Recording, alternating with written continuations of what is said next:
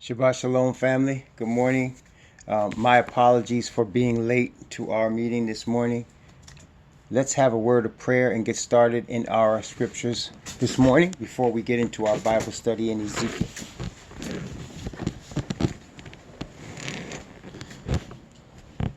Most High Yah, we thank you again for giving us another day of life and another week of Shabbat rest.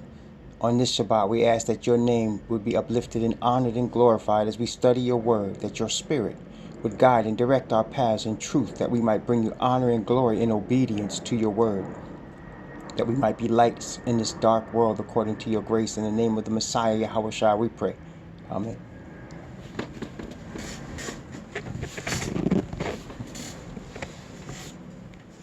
Okay, I'm going to read our three scriptures that we read on Shabbat morning. First of the scriptures is Exodus chapter 31. Exodus chapter 31. Exodus 31 from verses 12 to 18. Exodus chapter 31, verses 12 to 18. And Yahweh spake unto Moses, saying, Speak thou also unto the children of Yasharal, saying, Verily my Sabbaths ye shall keep, for it is a sign between me and you throughout your generations, that ye may know that I am Yahweh that doth sanctify you. Ye shall keep the Sabbath therefore, for it is holy unto you. Every one that defileth it shall surely be put to death. For whosoever doth any work therein, that soul shall be cut off from among his people. 6 days may work be done, but in the seventh the Sabbath of rest, holy to Yahweh. Whosoever doth any work in the Sabbath day, he shall surely be put to death. Wherefore the children of Yashaal shall keep the Sabbath, to observe the Sabbath throughout their generations, for a perpetual covenant. It is a sign between me and the children of Yashaal forever. For in 6 days Yahweh made heaven and earth, and on the seventh day he rested, and was refreshed. And he gave unto Moses, when he had made an end of communing with him upon Mount Sinai, 2 tables of testimony, tables of stone, written with the finger of the Most High. Exodus 31, 12 to 18. Now we turn to Deuteronomy chapter 30, Book of the Law, Adabarim, chapter 30, the chapter of the awakening. Deuteronomy chapter 30, verses 1 to 10. Deuteronomy 30, 1 to 10. And it shall come to pass, when all these things are come upon thee, the blessings and the curse which I have set before thee, and thou shalt call them to mind among all the nations, where Yahweh thy Most High hath driven thee, and shalt return unto Yahweh thy Most High, and shalt obey his voice, according to all that I command thee this day, thou and thy children, with all thine heart, with all thy soul, that then Yahweh thy Most High will turn thy captivity, and have compassion upon thee, and will return and gather thee from all the nations, where Yahweh thy Most High hath scattered thee. If any of thine be driven out unto the outmost parts of heaven, from thence will Yahweh thy Most High gather thee, and from thence will he fetch thee. And Yahweh thy Most High will bring thee into the land which thy fathers possessed, and thou shalt possess it. And he will do thee good, and multiply thee above thy fathers. And Yahweh thy Most High will circumcise thy heart, and the heart of thy seed, to love Yahweh thy Most High with all thy heart and with all thy soul, that thou mayest live. And Yahweh thy Most High will put all these curses upon thine enemies, and on them that hate thee, which persecuted thee. And thou shalt return and obey the voice of Yahweh, and do all his commandments which I command thee this day. And Yahweh thy Most High will make thee plenteous in every work of thy hand, in the fruit of thy body, and in the fruit of thy cattle, and in the fruit of thy land, for good. For Yahweh will again rejoice over thee for good, as he rejoiced over thy fathers, if thou shalt hearken unto the voice of Yahweh thy Most High, to keep his commandments and his statutes which are written in this book of the law, and if thou turn unto Yahweh thy Most High with all thy heart and with all thy soul. Deuteronomy chapter 30, verses 1 through 10, chapter of awakening. Last but not least, we turn to the book of the revelation of the Messiah, Yahweh Shai. Revelation of the Mashiach. Revelation chapter 11, wherein is written the seventh trumpet. Revelation chapter 11, verses 15 to 19. Revelation chapter 11, verses 15 to 19.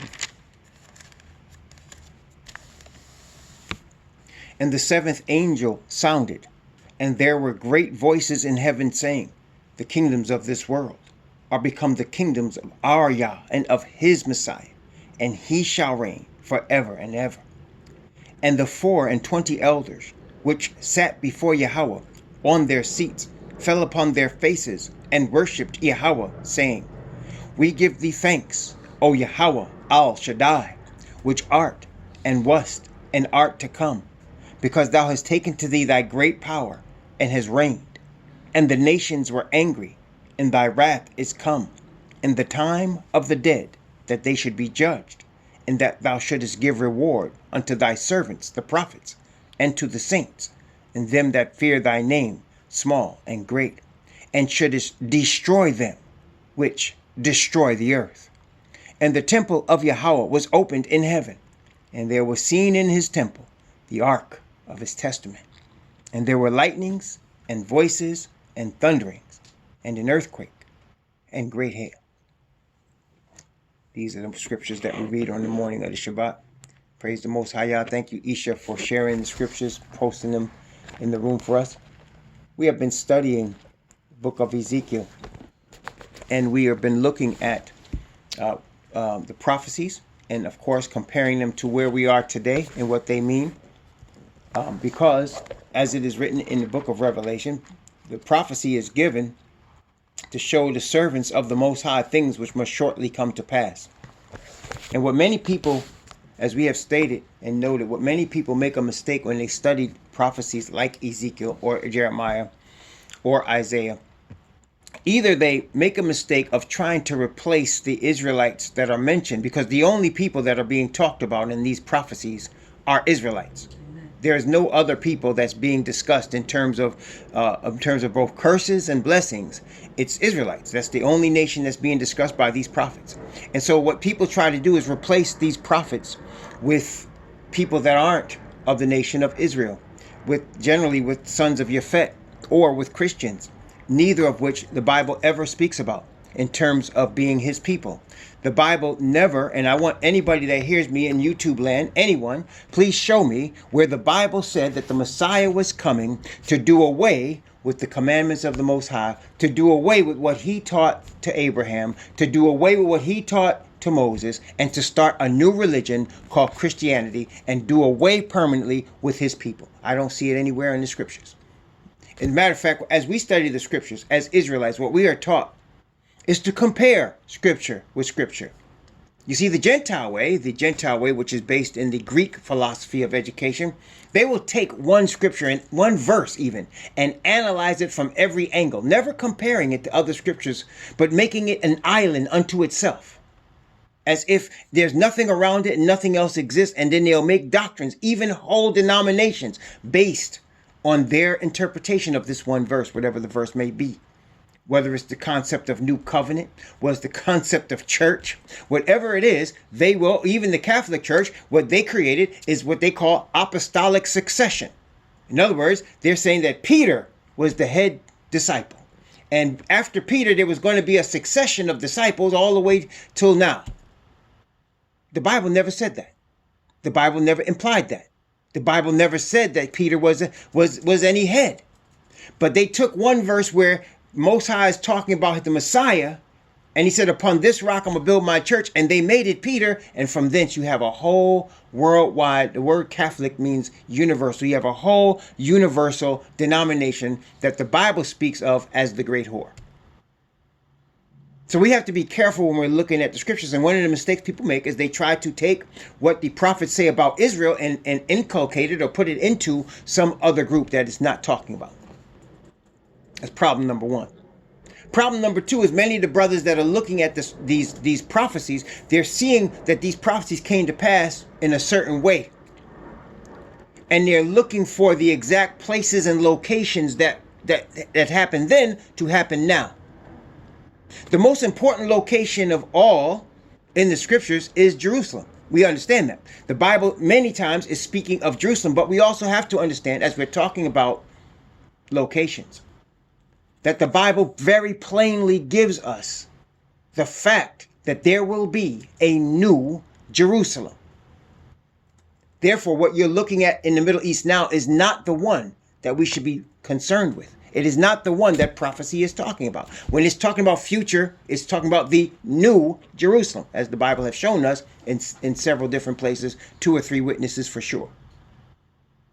And so some people look at the places and they think, for example, if it said we were scattered into nations that are now Africa, that we have to come from Africa. That's why some people are running back to Africa, especially in this 2019. There are some people that think that this 400-year prophecy of the Bible is dealing with 2019. This is a falsehood.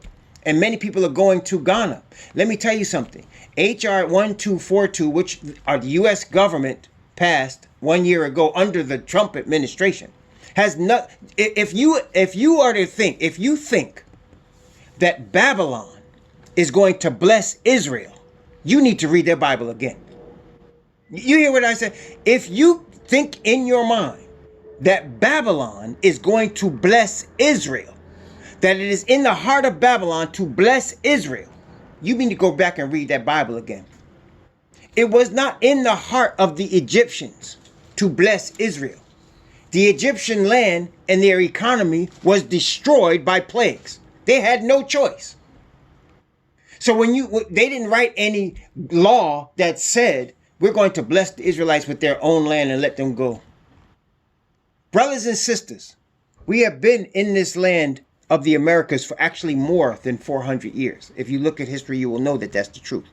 We have been here more than 400 years. We have been enslaved for more than 400 years. We have been oppressed and afflicted for more than 400 years. And anytime any government of the enemy passes a law concerning you and me, it's never for our good. We need to understand that. It is never for our good. Are you listening to me? And all you have to do, it's very easy. It's very simple, brothers and sisters, very simple. All you have to do is put yourself in the place of the oppressor. Put yourself in the oppressor's place. You gained, we could take it to a local level. We could take it to a local level. Put it this way. A brother grows up and he's hungry and he's poor. And he doesn't know where his father is. His father might be dead. His father might be in jail. His mother is struggling. And the only way out that he sees to survive is to deal crack cocaine. That's the only way he sees that he's going to be able to survive, even for a little while. So he starts out small and he's dealing the crack cocaine. And whereas he was struggling to eat before, now he's able to put food on the table for him, his mother, his sister. And now he starts off and he's making a few $100s every week. And that's much more money than they ever made. But then he decides to expand and he decides to take over the whole block.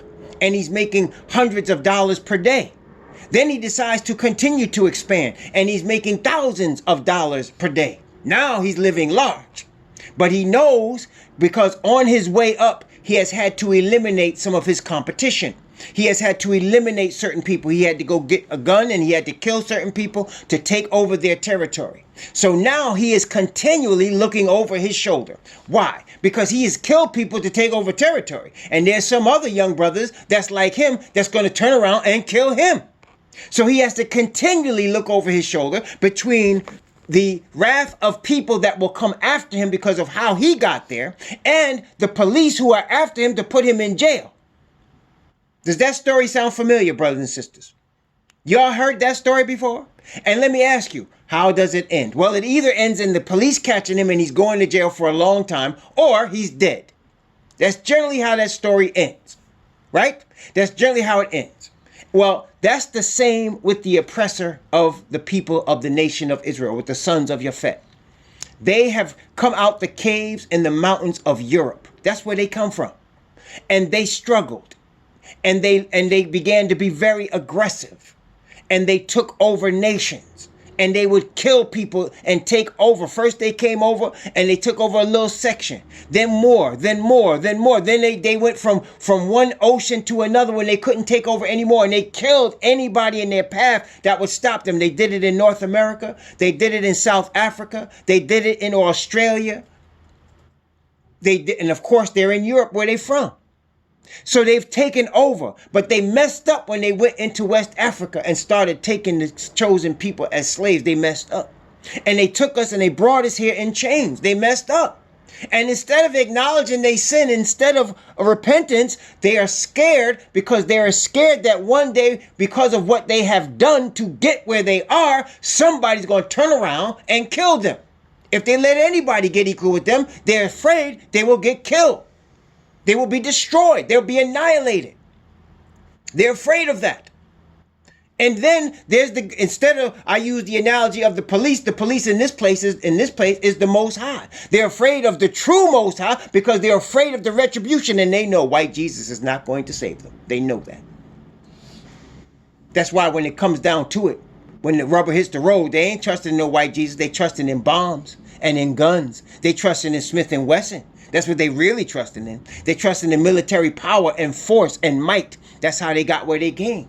You understand, brothers and sisters? See? So what we're at right now is in a situation where brothers, now they're expecting that we're going to stay in Africa, and the people are running to Ghana for this HR 1242. It's a trap. It's a trap, brothers and sisters. I'm telling you right now, it's a trap. They want to kill as many of us as they can. Do you know why they want to kill as many of us as they can? Aside from what I just told you, the fear that they have. Brothers and sisters, the truth of the matter is, if you look at the situation, really and truly, the Caucasian man has a problem. He has several problems. One of his problems, of course, we already mentioned the lack of repentance and the judgment coming from the Creator. That's a problem. Okay? Another of his problems is that he is not producing enough babies to sustain himself. He's not producing enough children to continue. And he knows that. The birth rate among Caucasian males is below replacement. That means they are past the point of being able to survive. The numbers vary from 100 years to 300 years, but the truth is they know it's much closer than they want to admit. They don't want to let everybody know what it's really about, that it's really only a few years, and they're going to be very much in the minority. And they're very scared of that because of the things I already mentioned. They're very scared of being in the minority in certain areas. So they got their hands on them buttons. They got their hands on them triggers. See? But it's not going to help them. So they got a problem. So what they're going to do, they look in Africa, and the highest birth rates in the world are in Africa. You can go look this up for yourself. The highest birth rates in the world are from Africa and from people of African descent. Did you hear what I said? So they can see there's a problem coming. Their birth rates are declining. The African birth rates are expanding. And unlike what you have been told, the Africans don't live in huts, in mud huts all over the place in Africa. They're very educated. There's many engineers. There's very many intelligent people there. And they're scared of that. But they don't have to be. We know the prophecy is not us that's going to rise up and kill them just like that. It's Messiah leading us that they got a problem with. But they don't understand that because they put their trust in white Jesus. But many of our brothers are looking at these prophecies and expecting us to be delivered by going to Africa. The whole earth is under the control of Babylon. They are exploiting the whole earth, brothers and sisters. The Bible told us that. The Most High has given them that. But their time is coming to an end. Okay? The time is coming to an end. So we're looking at the prophecies of Ezekiel. And today we're going to look at a couple of things. We're going to study chapter 19 and chapter 20. Chapter 19 is another parable. Before we look at the parable, though, it's a lamentation. It's a lamentation. Lamentation means a sad situation. It's a sad story. That's the lamentation. But before we look at that, I want to look at a couple of scriptures before we look at that from Jeremiah. A couple of scriptures from Jeremiah. I've been looking at this week, just to, before we look at this lamentation, because I just want to stress. Oh yeah, absolutely. They've been doing that. That's why, not only that, did you notice that when there's a new disease to break out, where it break out at? In Africa. Ebola come from Africa. AIDS, now wait. Listen carefully. Listen to me carefully. When AIDS broke out, I don't know, some of y'all too young or whatever, but when AIDS broke out in the United States, it was in the early 1980s. AIDS broke out.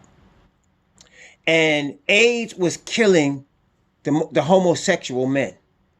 That's where it started. It was killing the homosexual men. That's all it was killing at first. Homosexual men, right? Now that's what it was killing. Now wait. In Africa, right? In many nations of Africa, not only is homosexuality and sodomy outlawed, I mean, they are strongly against it. Barack Obama, the rainbow president, tried to come over there and convince them that they should allow homosexuality. And the presidents of them countries told him, you don't come over here with that. That's not going to happen. It's strongly condemned. In some places, it's even the death penalty if they catch you in a sodomistic situation. Okay? They don't play that over there. So if homosexuality is strongly condemned, if they're by and large they're anti-homosexual, what they would call over here homophobic. Why is it that most of the AIDS is in Africa? Why is it that they're being infected, the heterosexual women and men being infected by the thousands in Africa? You think that's accidental? And then you get Ebola over there. One of the most purest places on the planet Earth is the continent of Africa. And yet you get all of these diseases over there. Okay? You got all these diseases over there. So brothers and sisters, what I'm saying to you is, whenever they pass a law that seems to benefit us, always understand it's not what it seems. It's always to destroy us. Y'all should understand that. Our only hope and our only trust is in the Creator. And He wants it that way. Remember, we studied last week how He was very upset when our fathers would reach into Egypt to try to get help. He was very upset when they reached the other nations when they had Him as the help. They were looking to other nations for help when He was their help. And brothers and sisters, the idea of trusting in man is the philosophy, the main philosophy of the devil, to exalt and trust man. Vasatan, that's his main philosophy. The Most High has placed us in a situation as captives in enemy territory where He wants us to put all of our trust in Him, just like our fathers had to do when they were coming out of Egypt. They had no choice but to trust in the Creator. And He sent the prophet to tell them, trust in the Creator, only in Him. And when they did that, they were delivered. It's the same thing for us. Let's look at Jeremiah chapter 31. Jeremiah chapter 31. Familiar passage for many of us, but I want to read from chapter 31, from chapter 31, verse 27. From chapter 31, verse 27, down to 40. Watch this carefully now. This is a prophecy from Jeremiah. Prophecy. Okay? A future prophecy that hasn't even come to pass yet. Hasn't come to pass yet. All right? Ready? Look, watch. Behold, the days come, saith Yahweh, that I will sow the house of Yasha'al and the house of Judah with the seed of man and with the seed of beast. And it shall come to pass that like as I have watched over them to pluck up and to break down and to throw down and to destroy and to afflict, so will I watch over them to build and to plant, saith Yahweh. In those days they shall say no more, the fathers have eaten sour grape and the children's teeth are set on edge. But everyone shall die for his own iniquity. Every man that eateth the sour grape, his teeth shall be set on edge. Behold, the days come, saith Yahweh, that I will make a new covenant with the house of Yasha'al and with the house of Judah, not according to the covenant that I made with their fathers in the day when I took them by the hand to bring them out of the land of Mizraim, which my covenant they break, although I was an husband unto them, saith Yahweh. But this shall be the covenant that I will make with the house of Yasha'al. After those days, saith Yahweh, I will put my law in their inward parts, and write it in their hearts. And I will be their most high, and they shall be my people. And they shall teach no more every man his neighbor and every man his brother, saying, Know Yahweh, for they shall all know me, from the least to the greatest, saith Yahweh. For I will forgive their iniquity, and I will remember their sin no more. Thus saith Yahweh, which giveth the sun for a light by day, and the ordinances of the moon and of the stars for a light by night, which divideth the sea when the waves thereof roar. Yahweh of hosts is his name. If those ordinances depart before me, saith Yahweh, then the seed of Yasha'al also shall cease from being a nation before me forever. Thus saith Yahweh, if heaven above can be measured, and the foundations of the earth searched out beneath, I will also cast off all the seed of Israel for all that they have done, saith Yahweh. Behold, the days come, saith Yahweh, that the city shall be built from Yahweh to Yahweh, from the tower of Hananeel unto the gate of the corner. And the measuring line shall yet go forth over against it upon the hill Carib, and shall compass about Goath, and the whole valley of dead bodies, and of the ashes, and all the fields unto the brook of Kidron, unto the corner of the horse gate toward the east, shall be holy unto Yahweh. It shall not be plucked up, nor thrown down any more forever. So he said, wait. He said, look, if the sun stopped rising and the moon stopped setting, if you can measure heaven, then I'll forget the house of Israel. Then I'll cast them off forever. But since the heaven cannot be measured, since the sun is still rising, he will never forget his people. He will never forget them. He's going to have a people. He's going to have a nation. He's going to have them. And let me tell you, this has not, see, in spite of the Christian doctrine of the new covenant, we're under the new covenant now. This is a new covenant right here. And let me tell you something. Are people still teaching the word? Because if people are still teaching the word, this hasn't come to pass yet. He said, they shall teach no more every man his neighbor and every man his brother, saying, Know Yahweh, for they shall all know me. You understand? This hasn't come to pass yet. It has begun with Messiah. It has begun with Messiah. You understand? It has begun with Messiah. It's begun with him. But it hasn't completed yet. That's what people forget. Messiah has come. He's the one that causes this verse 34 to take place. I will forgive their iniquity and remember their sin no more. That's Messiah's job, is to cause that to happen. But we haven't got to the place yet where all of us have his law in our hearts, where we don't need to teach the word anymore to each other because we all know him. It's not the case right now. We know that that's not the case right now. So this has not come to pass. Y'all following what I'm saying? It's still yet to come. This is a future prophecy about the nation of Israel, about his chosen people, the seed of Abraham, Isaac, and Jacob.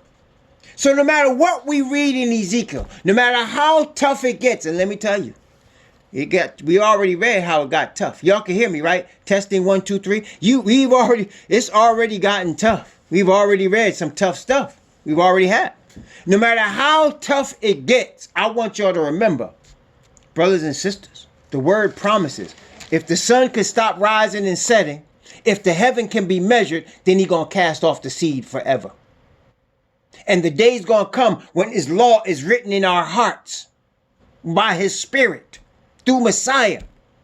And we're not even going to have to teach each other about him anymore. We're all going to know him. We're going to teach the heathen about him because we all going to know him. Wait a minute. Let's read another scripture. Same book, Jeremiah. Same book. Jeremiah chapter 29. Jeremiah chapter 29. Jeremiah 29.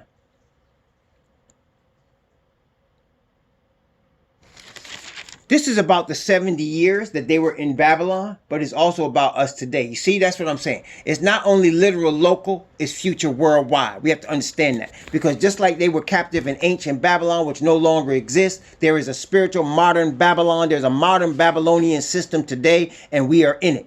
Notice again, Jeremiah chapter 29, from verse 10.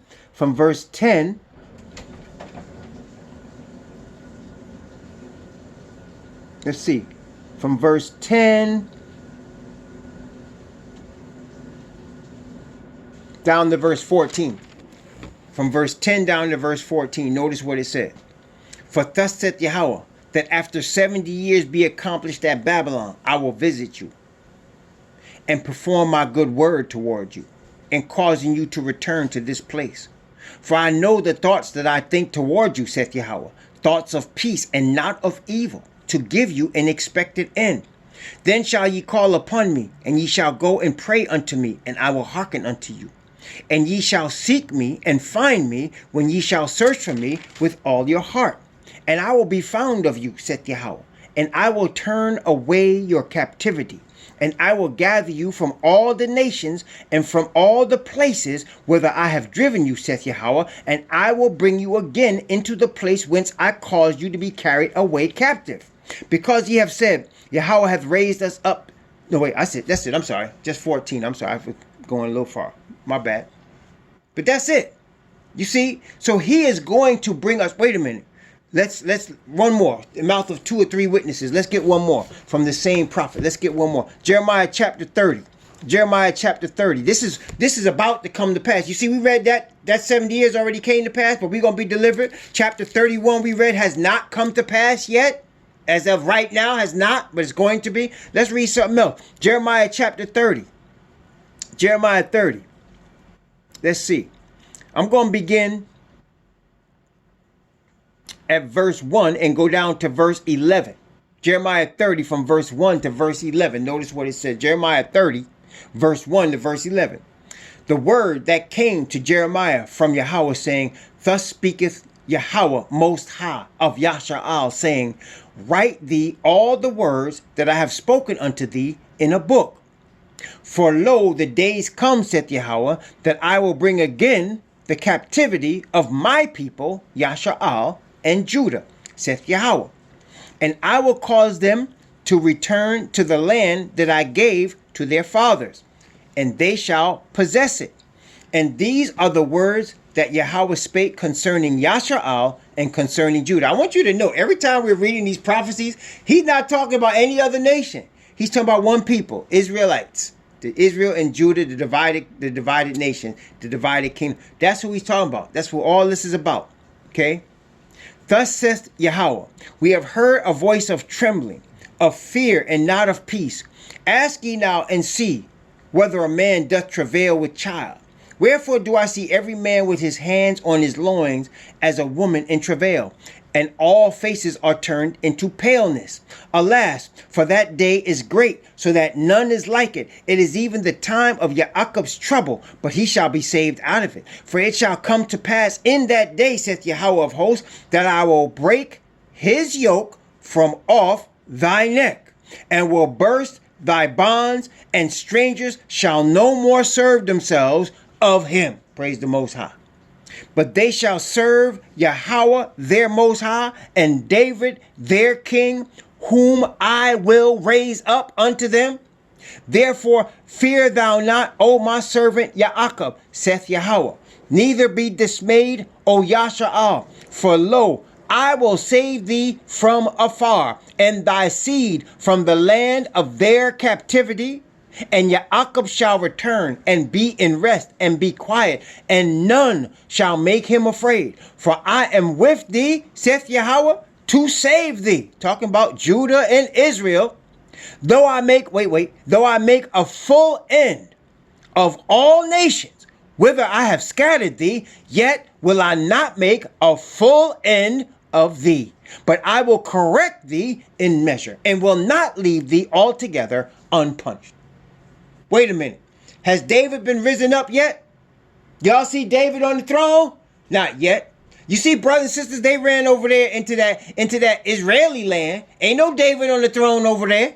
Ain't no Messiah lead them over there. Those not the people. But I tell you what, when they talk about all faces into paleness, what type of people faces go pale? Talk to me now. Who faces go pale? Surely not ours. It's going to be their faces that's going to be pale, with their hands on their loins. Oh, yes.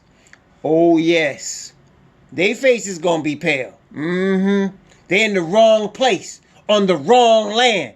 getting taken the name of the wrong people. That's what's happening, brothers and sisters. So when we see David on the throne, when you see Messiah lead them, and that's what's going to happen. That's what Revelation chapter 19 is all about. That's what Ezekiel chapter 39 is all about. That's right. The sons of Yafet, them are the ones going to be pale. That's what our Indian brothers, the Israelite Indians, call them pale face. They're going to have the problem. You see, brothers and sisters, all you sons of Yafet out here listening right now, praise to the Most High Yah, because you know what? You got a chance. You got a chance to join. You can ride with the true people. But I want to tell you something. You can ride with the true people. You can come into this land with us. You can be delivered. Yes, you can. But I'm going to tell you something. You're going to have to suffer. You're going to have to suffer. You're going to have to suffer first.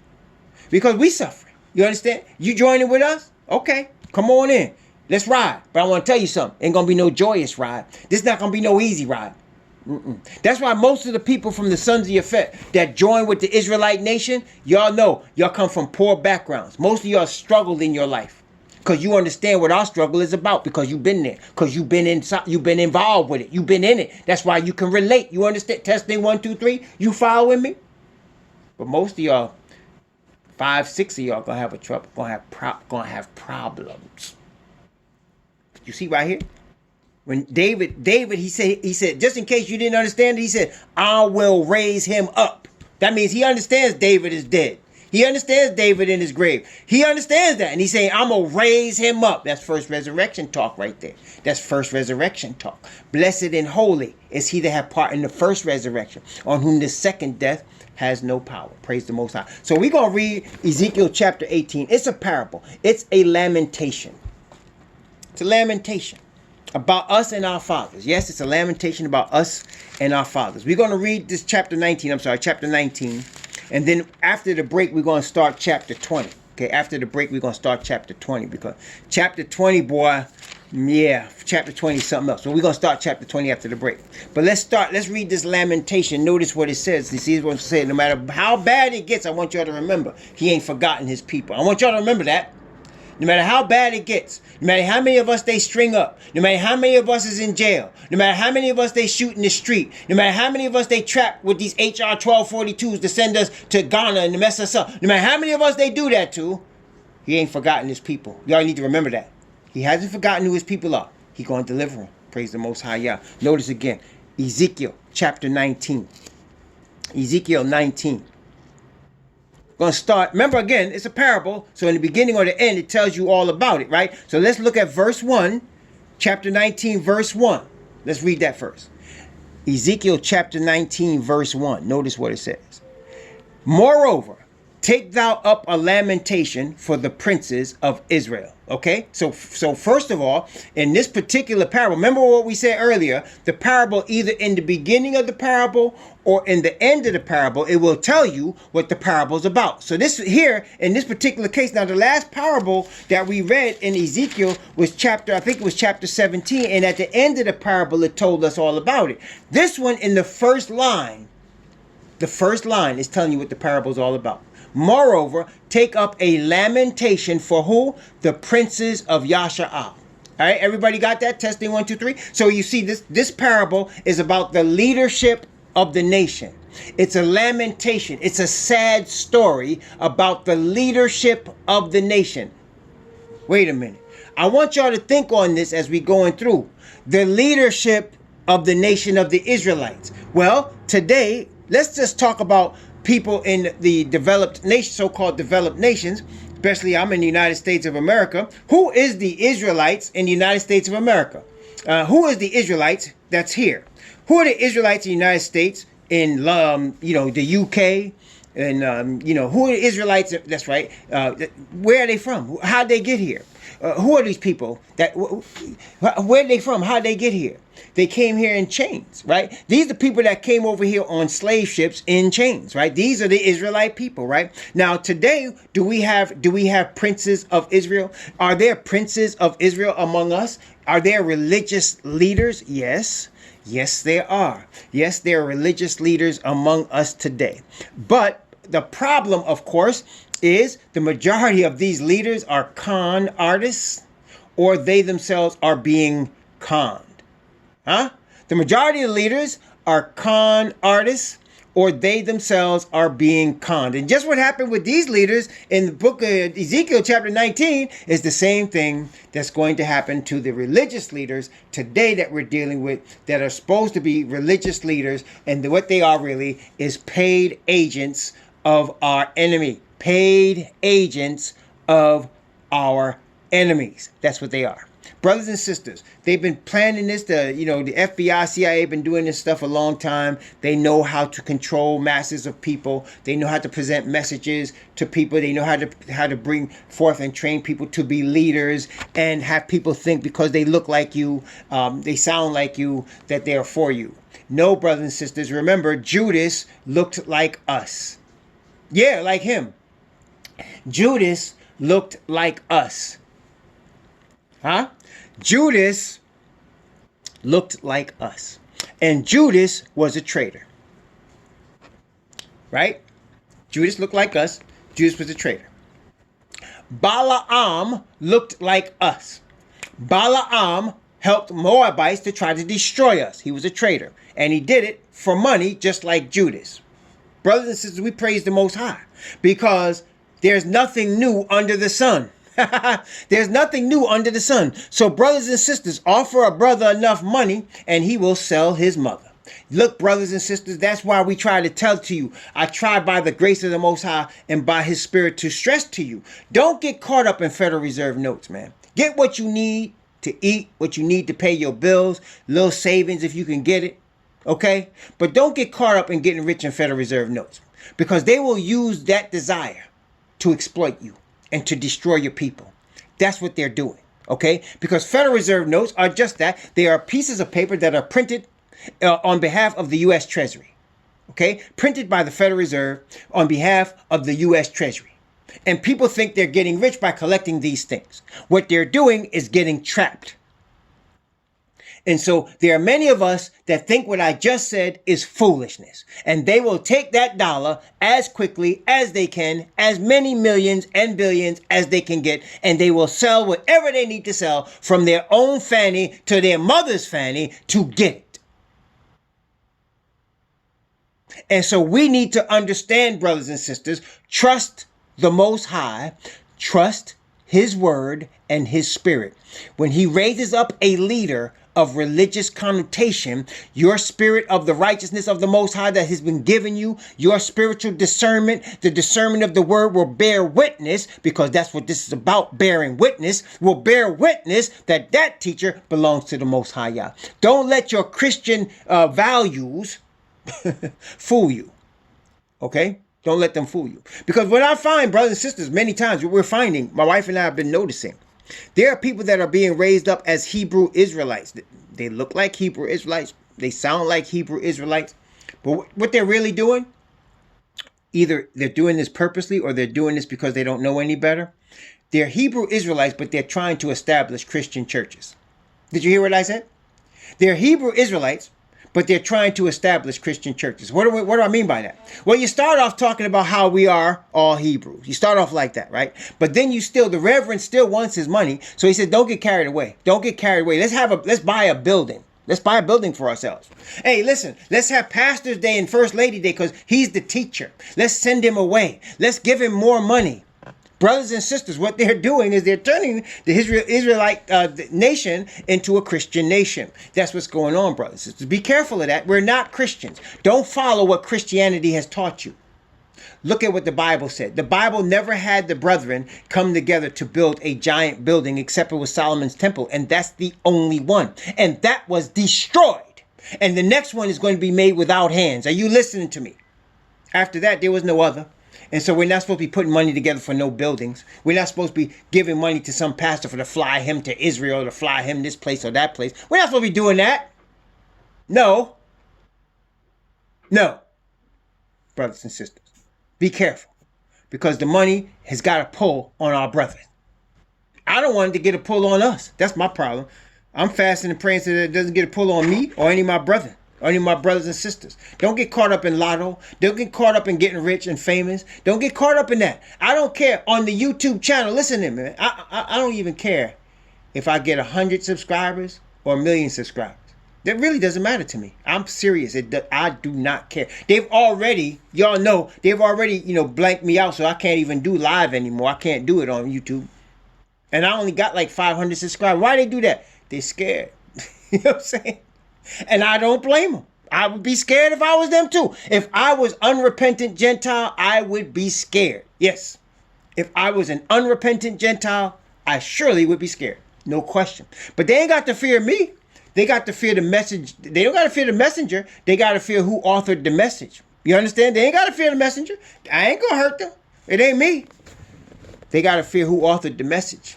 The author of the message is the creator, his spirit. They got to fear him, boy. They got problems with him and the Messiah. When that brother come back on them white horses, man, you're going to have some problems at that time. When he come back on them white horses, you're going to have some problems. Yes, I'm not going to lie to you. Okay? You're going to have some serious problems. And all your weaponry, your bombs, your buttons are not going to help you that day. Not going to help you. Okay? Not going to help you. Oh, yes. So if I was an unrepentant Gentile, yeah, I'll be scared. I'll be scared. And if I was acting like Judas, sitting there collecting money, trying to turn on my people, giving them false messages, gathering them together for the government, I'll be scared too. You got to fear, brother. You got to have a problem. You can fake the funk in front of us now, but you cannot fake it when it comes to the Most High, whose eyes can see into forever. Who knew us before we was even created, who knew Judas before he made him, who knew Asatan before he made him, and knew Asatan was going to turn on him the day that he made him, knew all about him. You can't fool him. You can fool me. You can fool some brethren. You can collect some Federal Reserve notes, but they ain't going to help you. Very shortly, brothers and sisters, we said it last night. It ain't 2019 we need to be looking at. It's 2027 is the next Jubilee. That's when it's going to come off. I don't know what's going to happen, but something is, because that's the next Jubilee. That's the last Jubilee, I believe. Listen to me carefully. That's the last Jubilee on this planet as it exists right now, 2027. What happens after that is all bets are off. I'm trying to tell you. The last Jubilee is 2027. Forget 2019. Okay, 2027 is the last Jubilee. I don't know what's going to happen after that. I mean, I know what's going to happen, but I don't know how long it's going to take. It's not going to take long. Praise the Most High, Yah. But look, forget stacking these dollars. This is the wrong time for it. This is not the right time. Don't worry about that. Right now, just concern yourself with doing the right thing. Don't cause any trouble in Caesar's land, okay? You and your enemy's land. Live peaceably with all men. Live by the truth of the word and live peaceably with all men. That's what the Most High tells us to do. That is his instructions to us. We in our enemy's land. Okay, now the day is going to come when he's going to deliver us, because they're going to start acting the fool because we want to keep the commandments of Yah. They're going to start acting the fool trying to force us into Christianity or Judaism or Islam. Not going to work. Not with the 144,000. No. But they're going to try it. They're going to try it. That's what the mark of the beast is all about. They're going to try it. They're going to try to stop us from buying and selling. They're going to try to stop us from the way we want to worship. They're going to try to stop it. But the Most High is going to take care of us. That's when the plagues are about to fall. See? Most people don't get that. When they tell us we can't buy or sell, they are at that time. They are at that time signaling the plagues. Because that's when they're going to start falling on them. All right? The Most High is going to take care of us and throw them plagues on them. Okay, if you recall, brothers and sisters, remember what happened to our fathers in the land of Egypt. There came a point in time when they started keeping the Sabbath. Because remember what the Pharaoh said? He said, you caused the people to rest. That what he was really doing, he was bringing them back to Sabbath observance. See, the Israelites have forgotten. We're going to go into that in chapter 20 of Ezekiel. They have forgotten about Sabbath observance. They had left it and they start acting like they was Egyptians, right? So Moses called them back to Sabbath observance. Pharaoh got mad and said, you caused the people to rest. We're not going to give straw anymore. So they created economic hardship. They made it harder for them.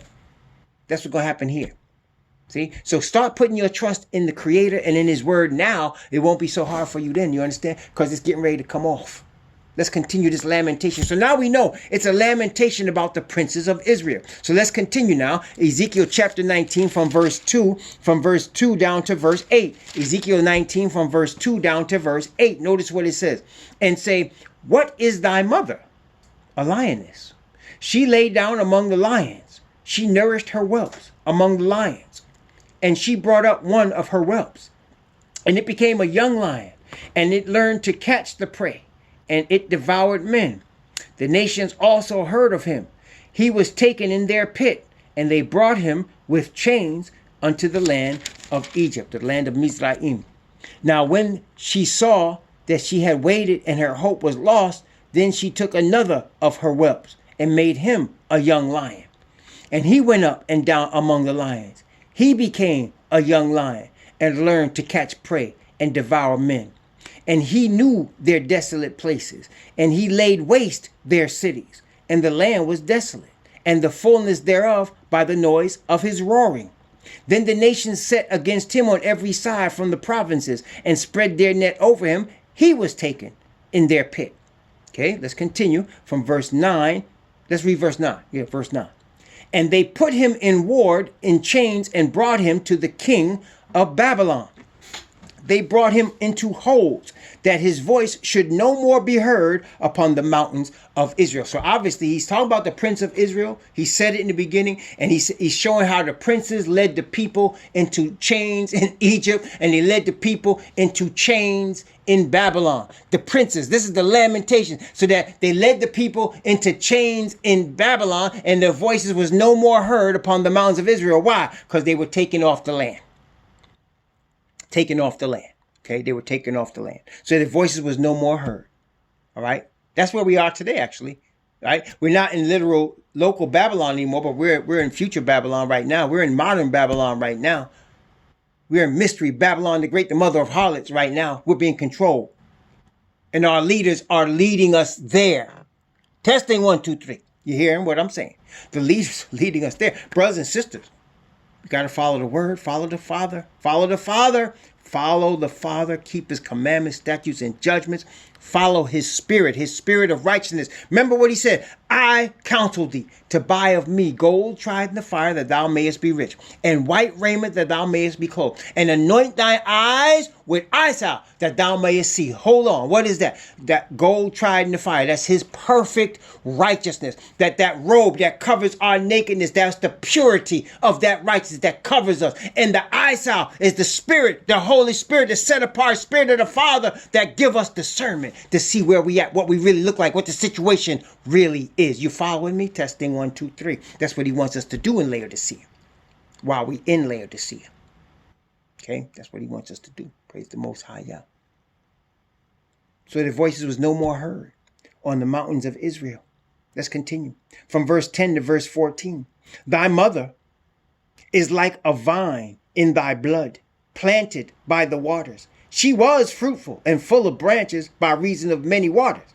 And she had strong rods for the scepters of them that bear rule. And her stature was exalted among the thick branches. And she appeared in her height with the multitude of her branches. But she was plucked up in fury. She was cast down to the ground, and the east wind dried up her fruit. Her strong rods were broken and withered. The fire consumed them. And now she is planted in the wilderness, in a dry and thirsty ground. And fire is gone out of a rod of her branches, which hath devoured her fruit, so that she hath no strong rod to be a scepter to rule. This is a lamentation, and shall be for a lamentation. Yeah, that was our father's situation as they got into Babylon. That is our situation today. We have no power to rule. See, brothers and sisters, you got brothers rising up saying we need to get economics. We need to put our money together and start businesses. That sounds good, doesn't it? But brothers and sisters, the truth is the businesses and corporations of Babylon are run by Babylon. You cannot get power in Babylon's kingdom against Babylon. It's just like this. How can Asatan beat his creator? You understand? Asatan has no shot against his creator. He's going to lose. Just so, this system that we're in was created by Babylon. As Israelites, you are not going to overcome Babylon in Babylon's system. You hear what I'm saying? Testing 1, 2, 3.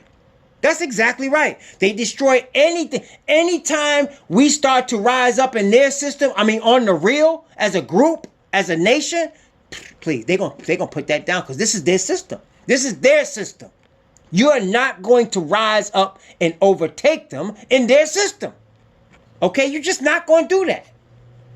We're going to rise up and overtake them by the power of Messiah. Because Messiah, notice what we read. What does it say? We read it this morning. Revelation chapter, let's go back. Revelation chapter 11. Go back, Revelation 11. Notice what it says. Revelation chapter, we read it this morning. Revelation chapter 11. Revelation 11. Notice what it says. Let's read it again from verse 15 to verse 19. Let's read it again, because this is where we at, brothers. We're in the sixth trumpet, and we're about to get into that seventh one. We're at the end of the sixth trumpet right now. We're in the sixth trumpet.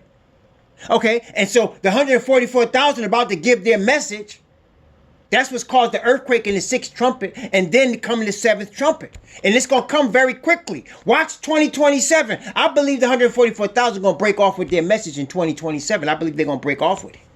And I believe that 3.5 year period is going to happen at that time. And then that last 3.5 year period, something else is going to happen. We're going to see it, right? But watch this. Revelation 11 from verse 15 to verse 19. Watch this. Watch this. And the seventh angel sounded, and there were great voices in heaven saying, watch.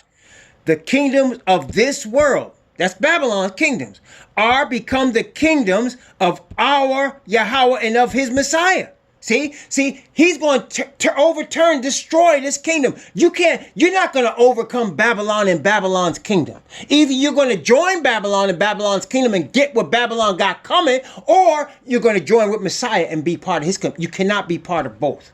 You cannot succeed and overcome Babylon and Babylon's kingdom and still be with Messiah and his kingdom. You can't serve man and money. You can't. You can't serve man and the Most High at the same time. Money and the Most High at the same time. You can't do it. And the 24 elders which sat before Yahweh on their seats fell upon their faces and worshiped Yahweh, saying, "We give thee thanks." Oh, and first off, let me just tell you, O Lord God Almighty is Yahweh Al Shaddai.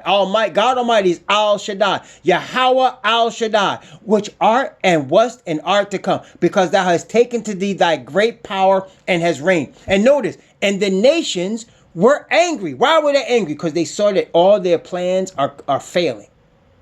Everything is backfiring.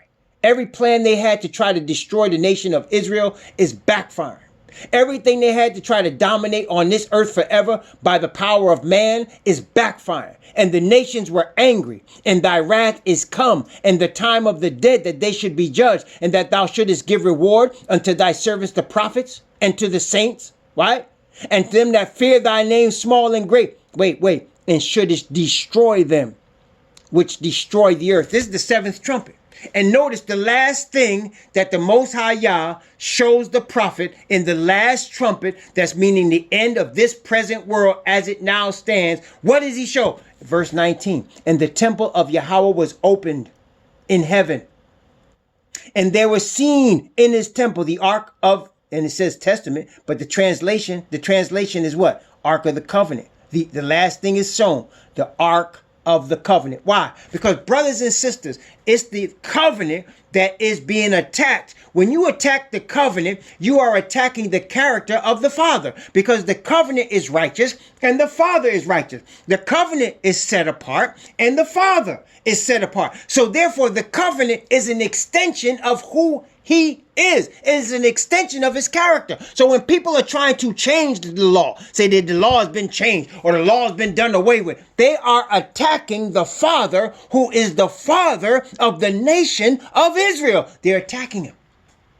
You understand? And that's an attack directly from Asatan. And so the last thing what he wants to show is the triumph of his character and of his law of righteousness. That's what he's going to show, brothers and sisters. That's why he's going to seal us in our foreheads. He is showing us the triumph of his righteous character. Yeah. There's a lot of pastors teaching that. That's not new. That's been around a while. It's been around a while. And they use some of us that look like us to teach that foolishness. Right? To teach that foolishness. See? Praise the Most High. It's no problem, sisters. No problem. It's no problem. We getting ready to pray now. So let's have a word of prayer. Let's stop here. Have a word of prayer.